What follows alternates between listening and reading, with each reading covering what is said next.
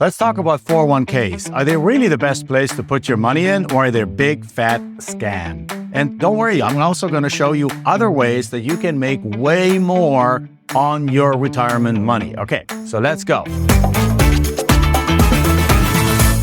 So let's say you are working at this company and you have a 401k, right? So one day you go and log into the portal and you want to see how your money has grown. And guess what? It's a down market and you realize you actually lost money. Isn't that supposed to be a safe way for you to grow your money so that once you're older, you have access to this big chunk of money to help you in old age?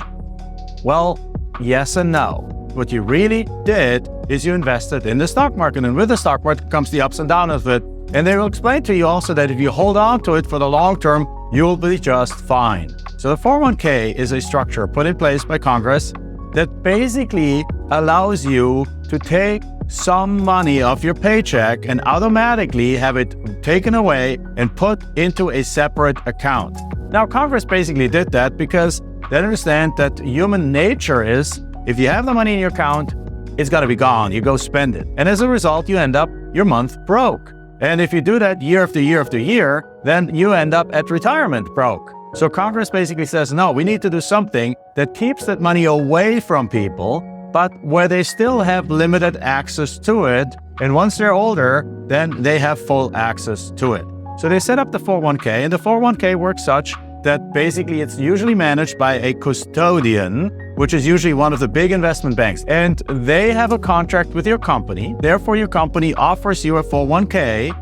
When you get hired, or when that 401k is being offered, you fill out a form. It says like, yes, I want to put 1, 2, 3, 5, 10, 20% of your salary into that 401k, and it gets deducted right away before it even hits your bank account and gets put into this. The employer can choose to match your contribution. So that's actually great indeed if it's being offered and if it's offered in a fair way. So with that said though, again, the government doesn't want you to grab that money, pull it out for any kind of, you need a new car? Oh, I got $200,000 over here. Let me grab it out and buy myself a big car. No, they don't want you to use the money before you are in retirement. Now, remember, it was enacted in 1978. Back in 1978, everyone was on pensions. So you worked at a big company, they put money aside, and when you retired, you got a pension from that company. It's also called a defined benefit plan. Now, they barely exist anymore because as a company, instead of having to put a bunch of money on the other side, now they put the burden of retirement saving onto the employee. Now, again, you can call this good or bad, but that's just how it is. It was also more common back then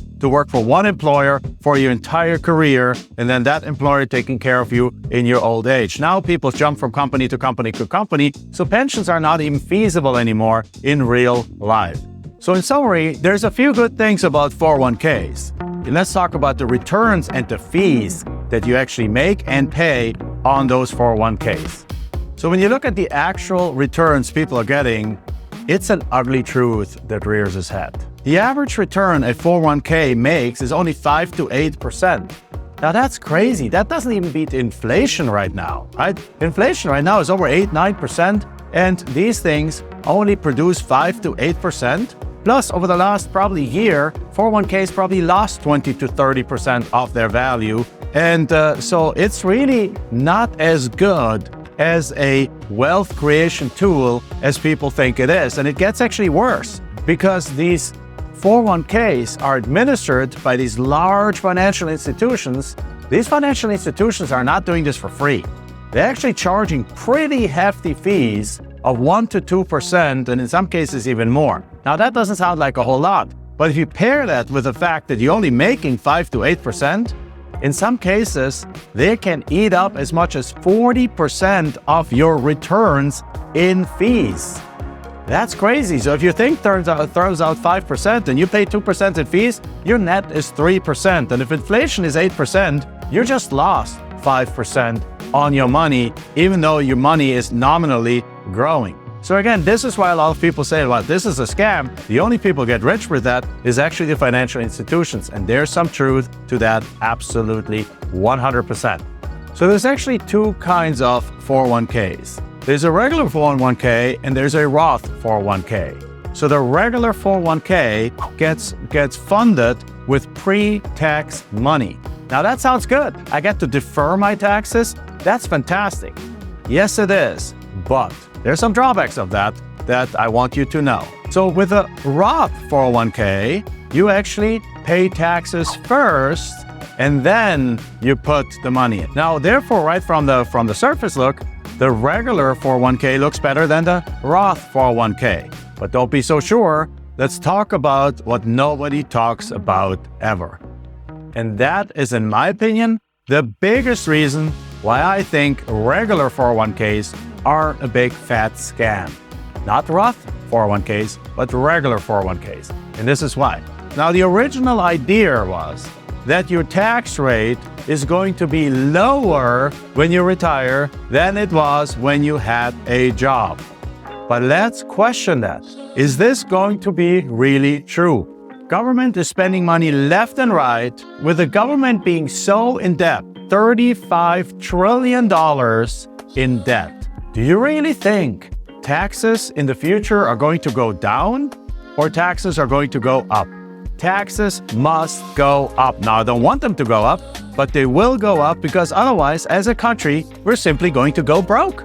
So as a result, what's going to happen is that even though your income is going to go down as you retire, your taxes very possibly will go up.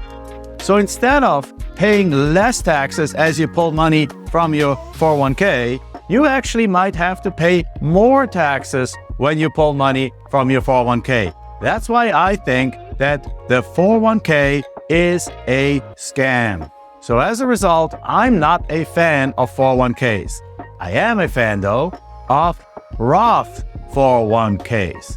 Because with the Roth 401k, you pay your taxes now. You take those $500, those $1,000, those $10,000 per year, you pay taxes on it, whatever the tax bracket is. You pay your taxes right now, you put the money in, now your money grows tax-free, and when you take that money out, it also comes out tax-free. Now, at the same time, there's other ways that you can save for retirement. You can invest in real estate.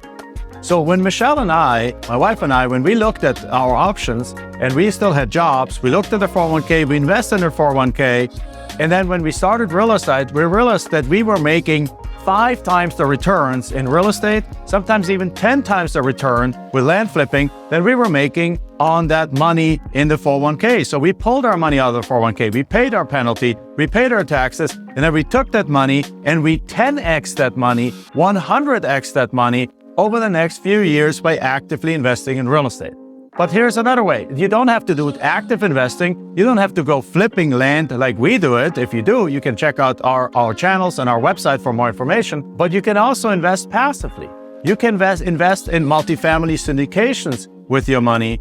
You can also buy a rental house. Now, with a rental house or passive investment in a more larger real estate venture, you get the 4 benefits of real estate, which is number 1, you have actual equity in a deal.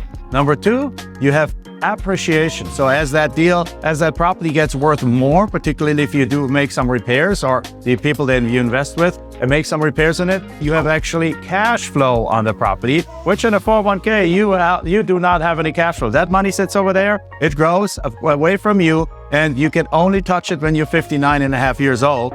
And you also get depreciation, which means that you get write-offs. That means that your cash flow in many cases is actually very, very low taxed, or even in many cases, fully tax-free. At the same time, you pull in returns that are not in the 5 to 8% return rate. We make 15 to 20% returns, and our investors make 15 to 20% returns on these kind of investments. So you get the best of all worlds. Number 1, you have direct access to your cash. Number 2, you have direct access, you have control about your investments. Number 3, you get cash flow. Number 4, you don't pay taxes or very little taxes on that cash flow. Number 5, your property goes up in value. And number 6, your returns overall are 2 to 3 times what you make in the 401k. Isn't that a better way? I would think it's a better way. That's why, for example, my wife and I don't have a 401k anymore, because we don't believe in the deferred taxation at a higher rate later on.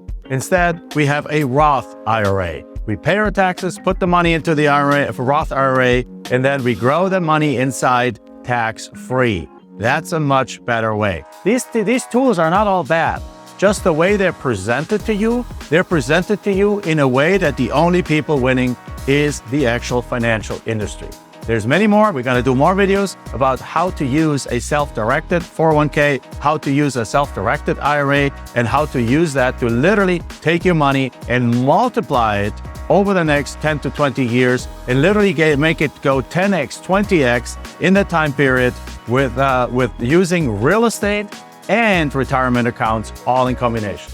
All right, so if you enjoyed that, make sure you subscribe and you like this video. And if you want to learn more, right there is another video of this finance series that you can watch right now.